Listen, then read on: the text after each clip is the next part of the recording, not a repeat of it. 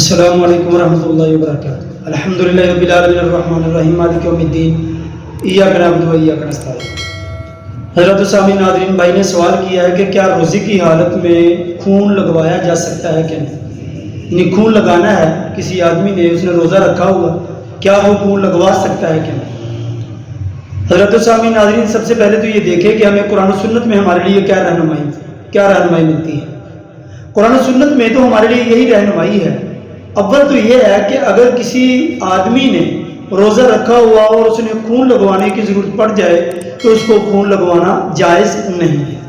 اسی طرح سے عام طور پر ہوتا ہے کہ انسان انجیکشن لگواتا ہے، انجیکشن اگر ہے اس کی طاقت کے لیے، اس کو طاقت کی ضرورت ہے، تو اس طرح سے وہ یہ انجیکشن اس طرح کا بھی جائز نہیں ہے۔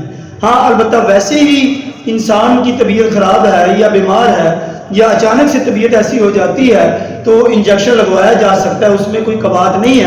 البتہ طاقت کے لیے انجیکشن لگوانا یا اسی طرح سے خون لگوانا یہ جائز نہیں ہے۔ اب اس کو اگر ہم دوسرے طریقے سے دیکھتے ہیں، اگر اس کی حالت ایسی ہے کہ وہ بیچارہ اتنا کمزور ہے یا بیمار ہے تو اس صورت میں جا کر اس کو روزہ رکھنے کی ضرورت ہی نہیں ہے، کیونکہ اللہ رب العالمین نے قرآن کے اندر رخصت فرمائی ہے ان لوگوں کے لیے جو بیمار ہیں، مریض کے لیے رخصت ہے کہ وہ روزہ چھوڑ دے، وہ عام دنوں کے لیے ان دنوں کو ایام کو وہ شمار کر لے تو دوسرے دنوں پر مؤخر کر کے وہ روزہ رکھ لے۔ تو اس لیے اگر کوئی آدمی بیمار ہے تو اس کو روزہ رکھنے کی ضرورت ہی نہیں ہے، چل جائے کہ اس کے لیے یہ ضرورت پڑ جائے کہ اس کو خون لگوانا ہے یا اس کو طاقت کا انجیکشن لگوانا ہے، ایسی نوبت پہ آنے سے پہلے ہی اس کو اس رخصت کو دیکھتے ہوئے، اللہ کے قرآن کو دیکھتے ہوئے، پیارے پیغمبر کے فرمان کو دیکھتے ہوئے اسے چاہیے کہ وہ روزہ چھوڑ دے۔ تو اس لیے وہ روزہ نہ رکھے، روزے کو شمار کرے، بعد میں جب وہ صحت یاب ہو جائے تو ان دنوں میں جا کر وہ روزہ رکھ سکتا ہے۔